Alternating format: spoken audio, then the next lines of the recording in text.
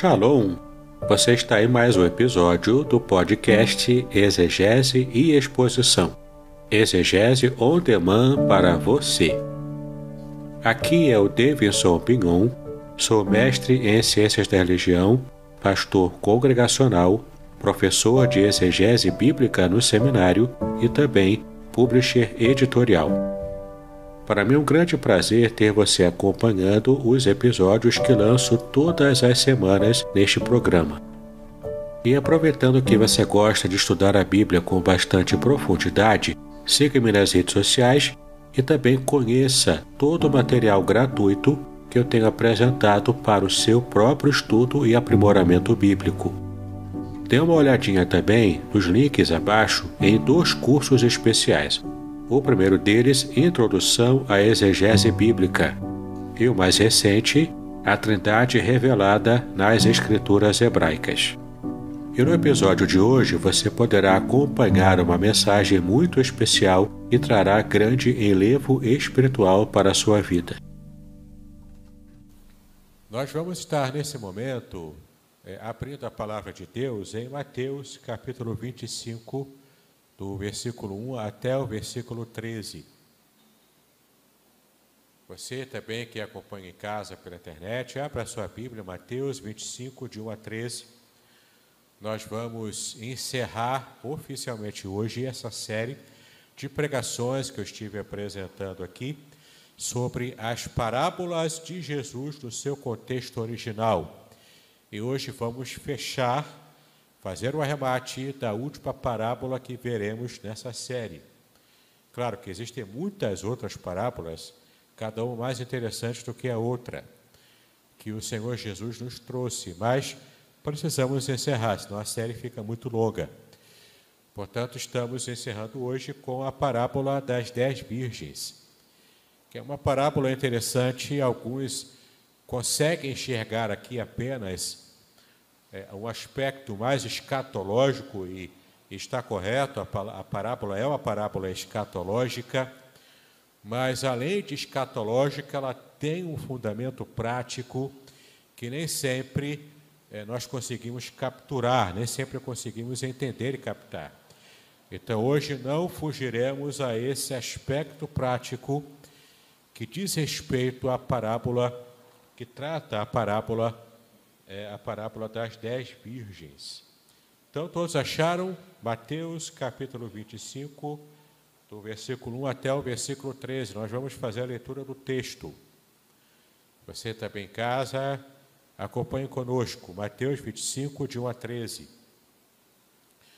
Então, o reino dos céus será semelhante a 10 virgens que, tomando as suas lâmpadas, saíram ao encontro do esposo. E 5 delas eram prudentes, e 5 loucas. As loucas, tomando as suas lâmpadas, não levaram azeite consigo, mas as prudentes levaram azeite em suas vasilhas com as suas lâmpadas. E tardando o esposo, tosquenejaram todas e adormeceram. Mas à meia-noite ouviu-se um clamor. Aí vem o esposo, saí-lhe ao encontro. Então todas aquelas virgens se levantaram e prepararam as suas lâmpadas. E as loucas disseram às prudentes: dai-nos do vosso azeite, porque as nossas lâmpadas se apagam. Mas as prudentes responderam, dizendo: não seja caso que nos falte a nós e a vós, e diante aos que o vendem, comprai-o para vós. E tendo elas ido comprá-lo, chegou o esposo, e as que estavam preparadas entraram com ele para as bodas, e fechou-se a porta. E depois chegaram também as outras virgens, dizendo: Senhor, Senhor, abre-nos. Ele respondendo disse: é verdade vos digo que não vos conheço. Vigiai, pois, porque não sabeis o dia nem a hora em que o Filho do Homem há de vir. É impressionante essa parábola, porque ela fala para nós de uma característica própria dos casamentos orientais da antiguidade. E por desconhecermos esses detalhes, a gente acaba perdendo o fio da meada. Por exemplo, antes de estudar com mais propriedade essa passagem, eu ficava me perguntando, mas como é que pode 10 virgens, não é? São, de fato, todas elas noivas no único casamento de um só marido? Ou será que eram amigas da noiva que também participavam do cortejo nupcial? Do que se trata aqui? Então, procurando estudar um pouco mais, eu percebi que não, eram de fato noivas. As 10 virgens eram de fato as noivas de um único homem. De fato, antigamente era costume, era comum nas sociedades orientais, ainda hoje é costume em sociedades do Oriente Médio, que o único homem tivesse várias mulheres. Talvez o inusitado aqui, de fato, não era um costume muito comum, era de que numa única festa de casamento o homem só casasse com 10 de uma vez. Não é? É uma situação cultural que era um pouco diferenciada nessa parábola do que Jesus disse, que ele nos contou. Mas era fato de que o homem na antiguidade tinha, sim, esse direito, entre aspas, de ter mais de uma mulher. Mas não era assim tão fácil como a gente acha, não. Não é? Tinha algumas características. O homem tinha que conseguir manter todas elas. Não podia deixar em falta nenhuma delas. Além disso, a primeira esposa com a qual o homem se casou, ela tinha a reputação de ser a mulher principal, a esposa principal. Como se fosse a matriarca de todo o restante das esposas desse marido. E as demais, as que vieram depois, eram reputadas, ainda que sejam novas e tudo mais, mas eram reputadas como esposas que tinham menos importância do que a primeira. Isso é um fator cultural. Era como as coisas funcionavam e ainda funcionam em alguns lugares do Oriente Médio hoje. Mas o fato é que Jesus conta essa parábola e, para a mente daqueles que estavam ouvindo essa história dele, estava muito fresco, era muito perceptível esses detalhes que nos escapam.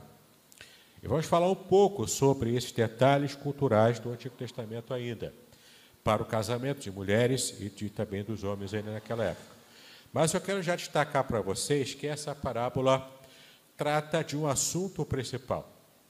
Embora o seu contexto e a sua aplicação esteja de acordo com o que o próprio Senhor Jesus disse lá no final, falando que não saberíamos a hora em que ele próprio viria, que o Messias viria, no que diz respeito aqui à sua segunda vinda.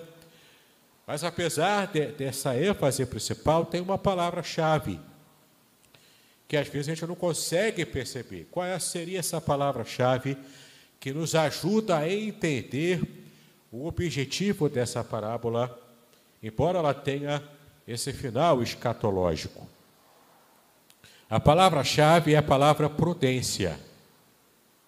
E a gente percebe que essa palavra aparece aqui. A palavra prudência, que estava atrelada a apenas metade das virgens da parábola.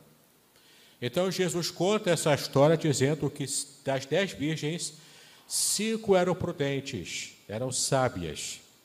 E as outras 5, no que ele descreve, eram imprudentes, eram tolas.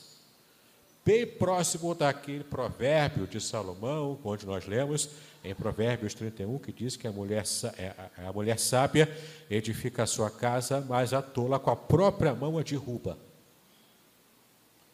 Dando a entender que a mulher tola, ela constrói primeiro a casa e depois, por ser tola, ela mesma destrói o que ela havia construído antes. E a mulher sábia, ela constrói e consegue manter a casa que ela construiu junto com seu esposo.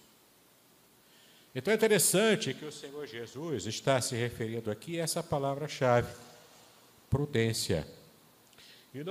E a gente pode perceber como que nessa parábola a prudência aparece nessa história. Como que a gente percebe o modo como Jesus valorizou essa palavra da prudência nesse contexto de um casamento oriental antigo. Bom, para que a gente possa compreender os detalhes, a gente precisa entender que o noivado de alguém na antiguidade durava 1 ano aproximadamente. E tudo era um contrato, o casamento era um contrato. É costume, por exemplo, nos povos orientais, que o jovem e a jovem que queriam se casar, eles procuravam ou os seus pais, ou tinha também a figura da casamenteira, na antiguidade, procurava a casamenteira ou os próprios pais, e eles procuravam então conhecer e sabiam na sociedade homens e mulheres jovens, né, que estavam em idade para o casamento. E então, é claro que o jovem e a jovem também podiam opinar, eles também podiam mostrar os seus gostos, né, com respeito a quem o pai e a mãe de cada um estaria buscando, nesses casamentos arranjados de antigamente. Em algumas culturas, esse casamento ainda funciona assim. Mas os jovens tinham essa prerrogativa de também opinarem. Não é apenas obedecer cegamente os pais, eles também opinavam.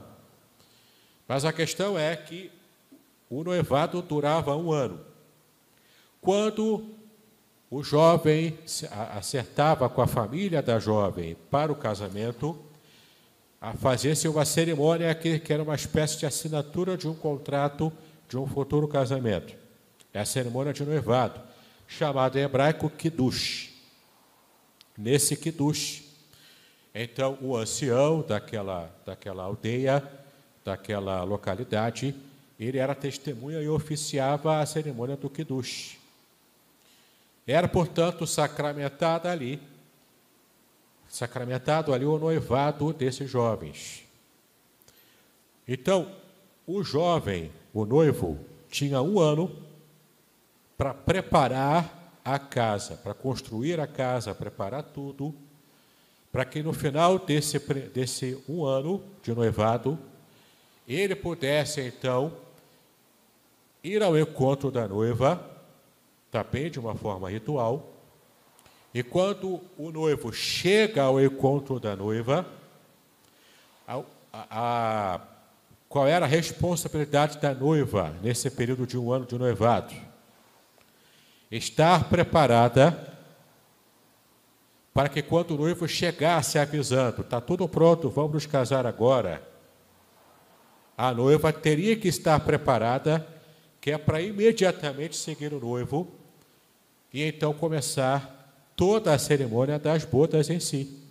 Até então, para a cultura judaica antiga, o noivo e a noiva são considerados socialmente praticamente casados.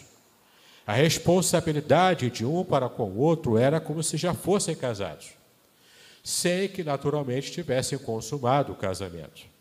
Era essa, por exemplo, a condição de José e Maria, quando o anjo do Senhor avisou a ela que, pela obra do Espírito Santo, Maria estava grávida de Jesus, sendo ela desposada de José, ou seja, nesse período de 1 ano do noivado que Maria estava com José. Era um escândalo terrível. Caso o próprio Deus não estivesse à frente trabalhando para que tudo ocorresse em paz e o próprio José tivesse paz no seu coração sobre o que de verdade estava ocorrendo ali. Então, nesse período, o noivo prepara a casa, se esforça para preparar a casa para o casamento que virá. E a noiva precisa estar ataviada, estar preparada, com tudo pronto e vigilante. Porque o noivo falava para a noiva, olha, mais ou menos em 1 ano eu estou aí, mas não se sabia ao certo. Podia acontecer que o noivo atrasasse nos preparativos da casa. E a noiva não se envolvia com nada disso. Ela ficava na casa do seu pai, se preparando para esse casamento, que era o dia mais importante, ou melhor, a semana mais importante da vida de uma noiva, de uma mulher. Por que eu digo uma semana? Porque a cerimônia de casamento em si, nas sociedades orientais antigas, durava 1 semana. Lembre-se das bodas de Caná, em que Jesus transformou água em vinho.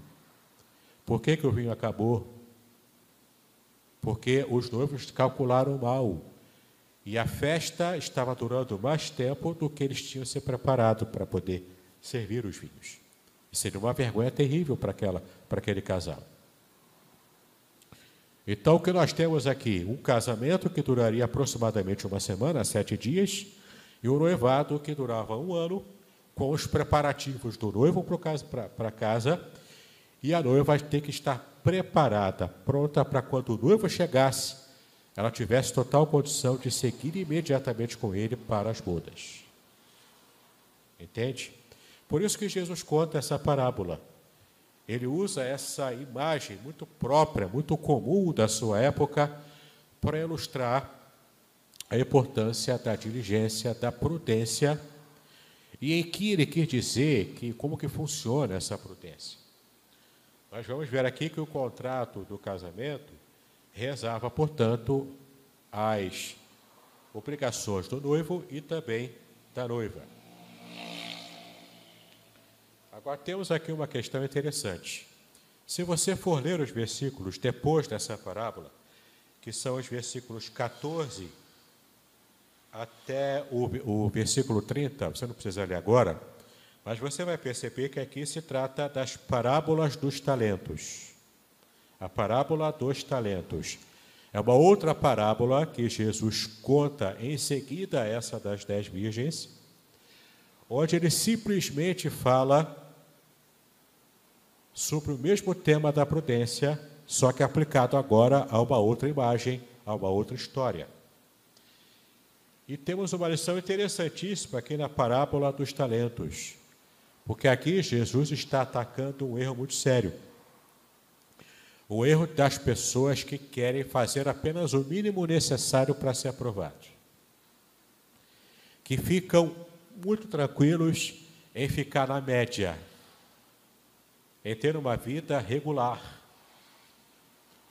E isso tanto se refere à vida profissional da pessoa, à vida familiar da pessoa e até mesmo à vida espiritual. Queridos, quantos crentes que alguns eu conheci ao longo do caminho e por um período da vida até eu também me enquadrava nesse sistema de querer fazer o mínimo necessário.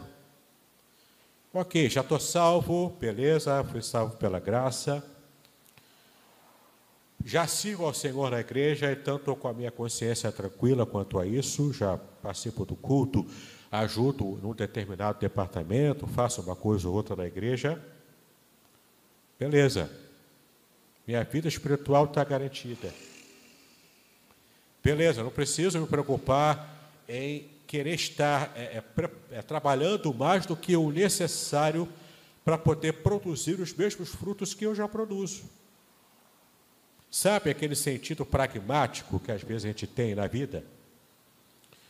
De querer poupar energia, de querer não fazer a mais do que o necessário, porque o regular já está bom. Tem gente que faz assim nos empregos, talvez esse não vá durar muito no emprego. Porque os patrões hoje já requerem muito mais do que o regular. Alguns agem assim, até na forma de cuidar da sua própria família. E as famílias sofrem com pais e mães que fazem apenas o regular. Então, o mínimo de atenção necessária para os filhos, porque criar filho cansa, criar filho dá trabalho. Quantos casais que vemos, por exemplo, que não conseguem evoluir como pessoas, mesmo depois de ter uma criança em casa. E nessas horas é a criança que sofre, por ter pais que são preguiçosos a esse ponto. Tanto a parábola dos talentos, quanto também a parábola das 10 virgens, nos aponta essa palavra-chave da prudência, e com essa ideia mais geral, não devemos nos contentar em estarmos apresentando em nossa vida os frutos regulares, os frutos na média. Nós devemos, na verdade, nessa visão da prudência, que Jesus está aqui exaltando nessas virgens sábias, o que ele está dizendo é o seguinte: a gente precisa entender que temos que esperar, sim, sempre o melhor de Deus. Ninguém está dizendo que eu vou esperar o pior de Deus. Deus sempre faz o melhor para cada um de nós. Mas apesar de esperarmos o melhor, temos que estar preparados para dias difíceis, para o pior, para dias ruins. Essas 10 virgens prudentes, essas 10 virgens sábias, elas tiveram aquele tino da sabedoria de se preparar para alguma coisa difícil que aconteceria caso o noivo se atrasasse. Elas estavam prontas para o tempo regular de um ano em que o noivo aproximadamente viria para buscá-las. Mas elas tiveram essa percepção: e se o noivo atrasar, será que eu preciso ter óleo a mais? Esse óleo aqui era necessário porque a caminhada que muitas vezes o noivo e a noiva faziam era à noite. E precisava da lâmpada acesa para poder achar bem o caminho, porque naquela época não existia iluminação pública. Quando anoitecia era tudo muito escuro. Precisavam então dessas lamparinas acesas para que não tropeçassem, para que não acontecesse uma vergonha. E para aqueles que estavam preparados também para o casamento e sabiam que naquele período começaria as festas do casamento, alguns estariam seguindo, a família da noiva, a família do noivo, os amigos de ambos estariam seguindo nesse cortejo.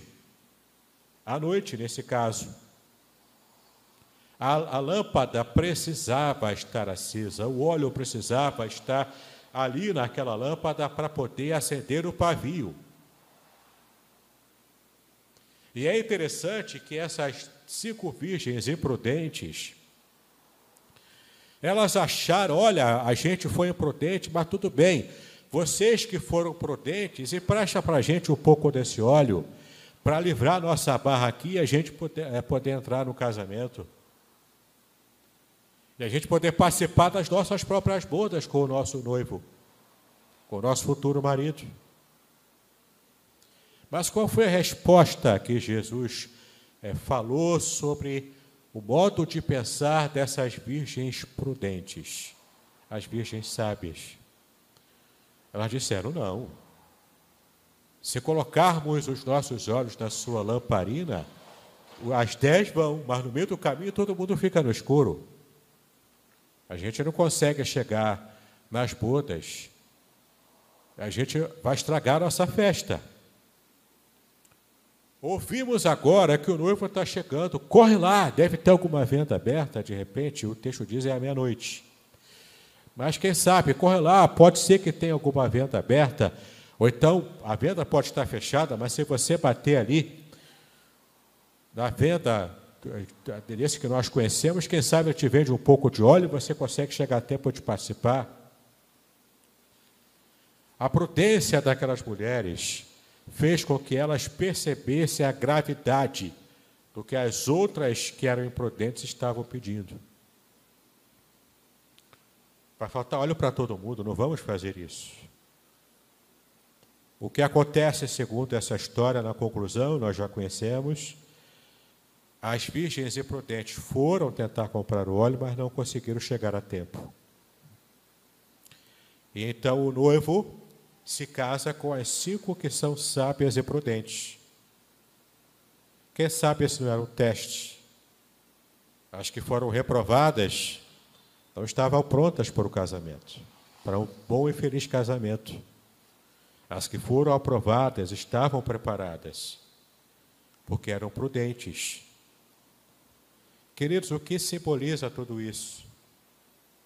Especialmente para nós, qual o sentido prático de tudo isso? Jesus está voltando. O texto bíblico diz que o relógio bateu à meia-noite, quando o noivo chegou, nessa parábola contada por Jesus. Nós vivemos hoje a alguns segundos do relógio chegar à meia-noite. Isso não sou eu que estou dizendo, não é nenhum fanático cristão religioso que está dizendo. Cientistas estão falando sobre isso. Que o mundo está nesse caos que a gente está percebendo e testemunhando, e que existe um relógio, não apenas um relógio profético, mas existe também um relógio científico, que está percebendo que a Terra está chegando nos seus momentos finais. Falando aqui, sim, em ecologia, falando aqui, sim, em modo como tratamos o nosso planeta. E alguns cientistas até ficam colocando medo e colocando que existem meteoros que podem também estar chegando muito próximo da Terra. O que nos interessa entender aqui é que, do ponto de vista profético, nós estamos com o nosso ponteiro do relógio da Terra chegando muito próximo da meia-noite. Isso quer dizer que a nossa redenção, ela está mais próxima do que podemos muitas vezes imaginar. Estão atarefados com o dia a dia, buscando dinheiro, pagando conta, e olha, é cansativo. É uma luta tremenda. Mas eu não posso perder o foco de que o meu noivo está chegando. O relógio está próximo da meia-noite. Eu não posso perder esse foco. Eu não posso jamais perder o foco de que Jesus está voltando. E cada acontecimento que vemos no mundo, não só no Brasil, mas no mundo, são pequenos aspectos que colocam em nosso coração aquela certeza de que estamos, sim, vivendo já o início das dores. Lembra a passagem que Jesus falou sobre o princípio das dores do parto, que a mulher sofre, ela sente as dores, mas logo depois vem a alegria, porque após as dores do parto, a criança nasce e a mãe fica feliz com a criança que nasceu. Estamos vivendo as angústias, as dores do parto, tudo muito no início. E logo a nossa redenção acontecerá, se concretizará. E a eternidade virá à nossa frente para a glória do Senhor. E hoje nós lutamos ainda como igreja militante aqui na Terra, sofremos as agruras de estarmos nesse planeta, nessa Terra. Sofremos perseguição, sofremos angústia de estarmos recebendo também o preconceito cristão. É uma sociedade anticristã.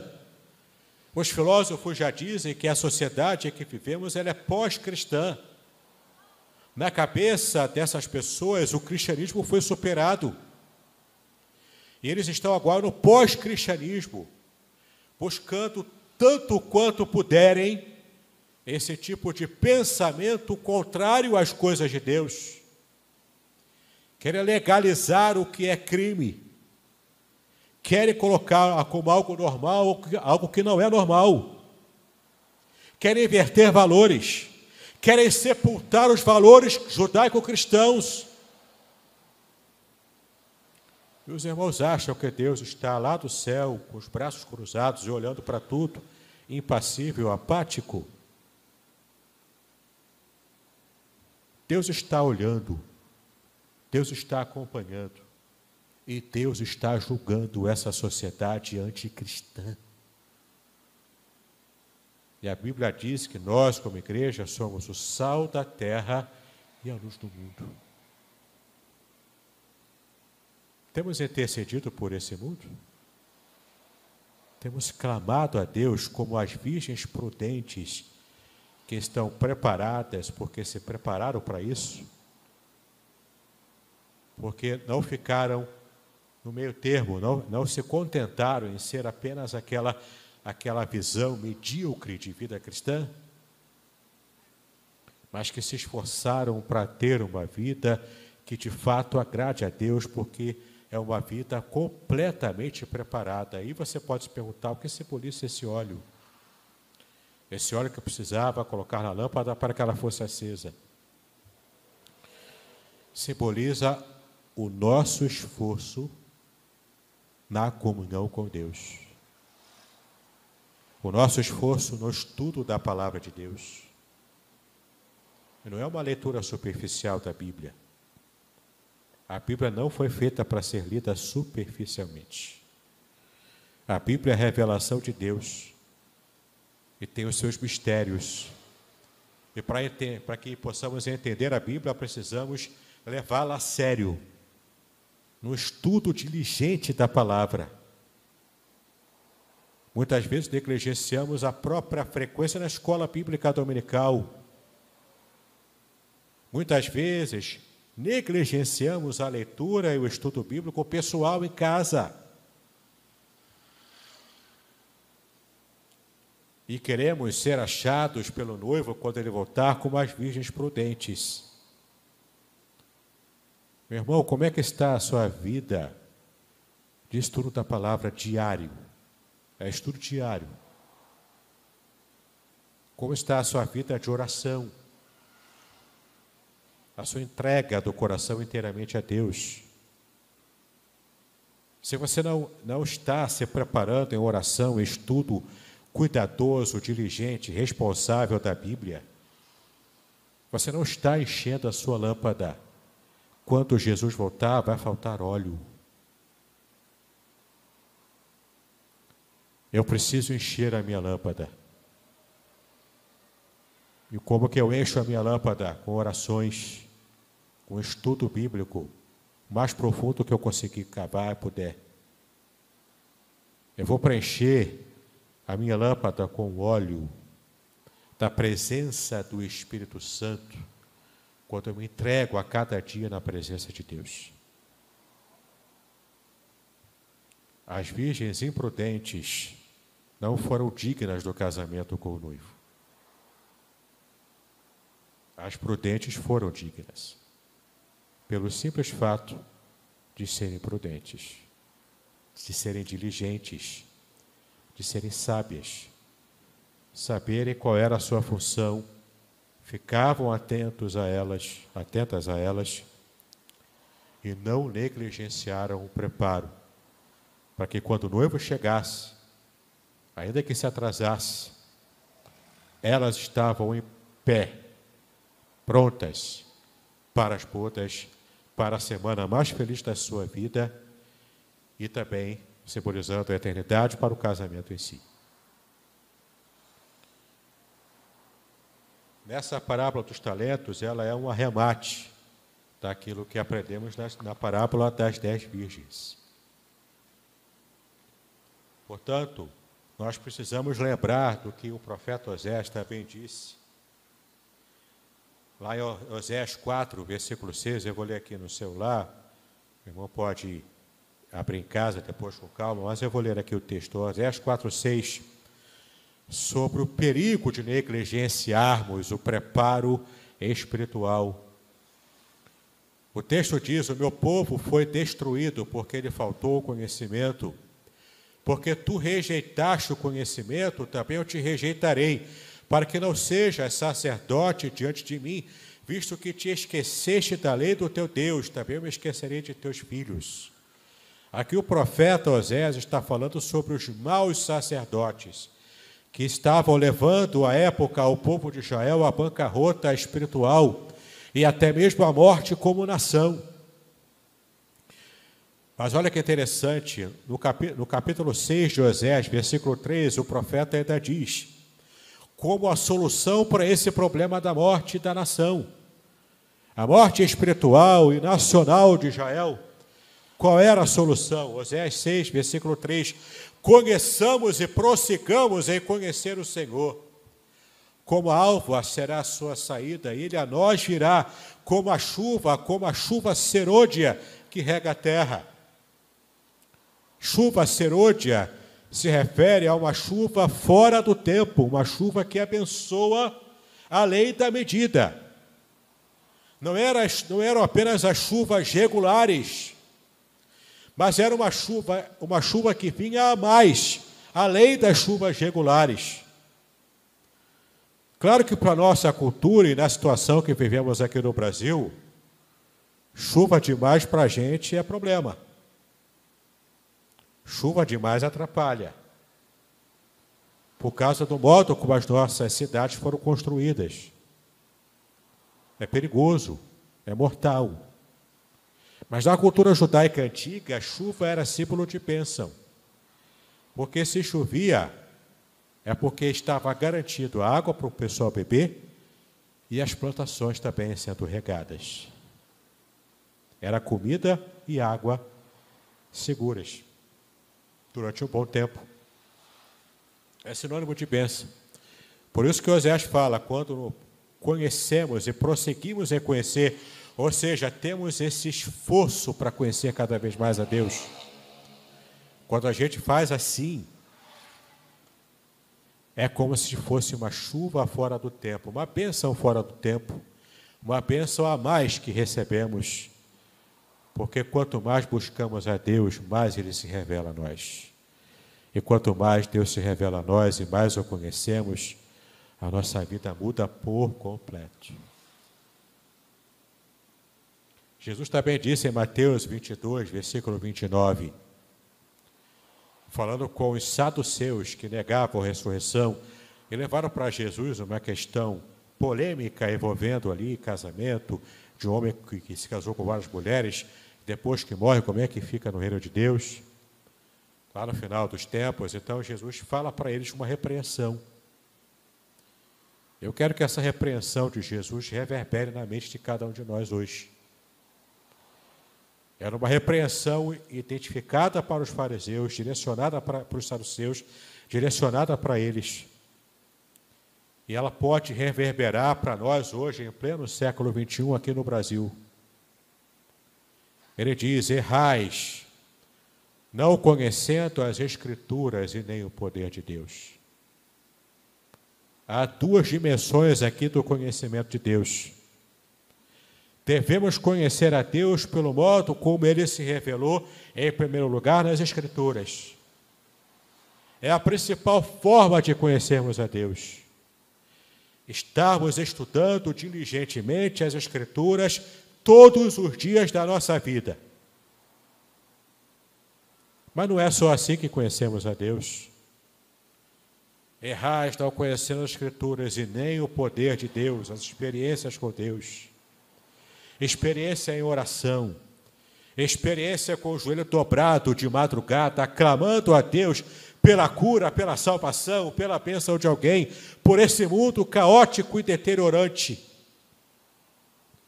Sendo sal da terra e luz do mundo, experiências práticas, dia a dia com Deus. Conhecemos a Deus com as Escrituras, porque é o modo como Ele diz quem Ele é para nós, como Ele se revela a nós. Conhecemos a Deus na prática diária, conhecendo a ação e o poder de Deus na nossa vida no dia a dia. Se eu quero ser como as virgens prudentes, sábias, eu preciso encher a minha lâmpada do óleo, do estudo, da oração, da presença de Deus na minha vida. Só assim, quando o Senhor Jesus voltar, eu não vou ser pego de surpresa. Assistir Netflix o dia todo não enche o meu óleo, não enche a minha lamparina. Ficar tão ligado assim com as coisas desse mundo, a ponto de me assustar com as notícias ruins. Você liga a televisão, é só notícia ruim.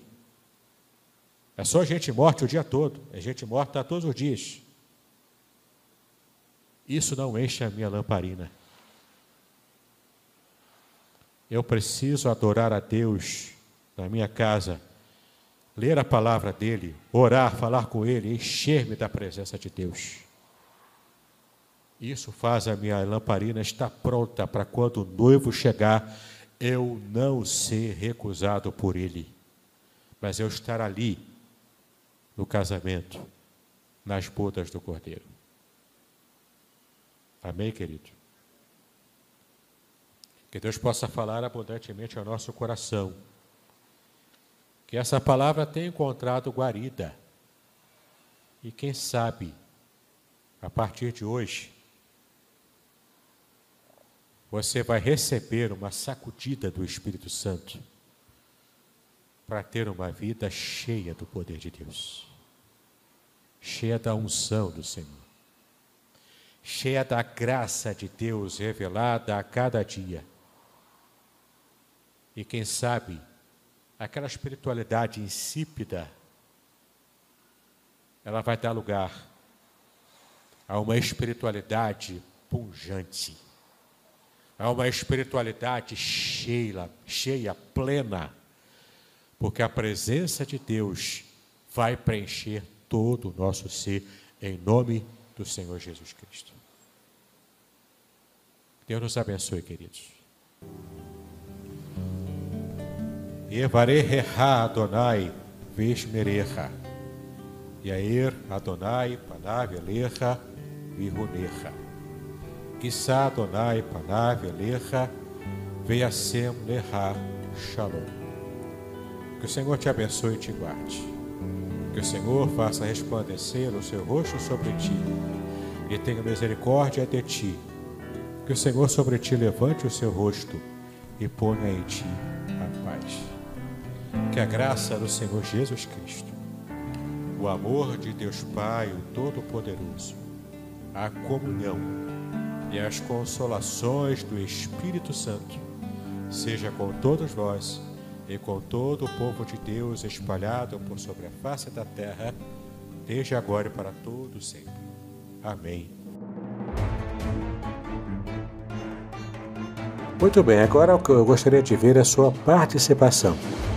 Entre em contato comigo, compartilhe a sua experiência comigo e quem sabe até se você enviar em formato de áudio, eu possa aproveitar a sua experiência para apresentar no próximo episódio do podcast Exegese e Exposição.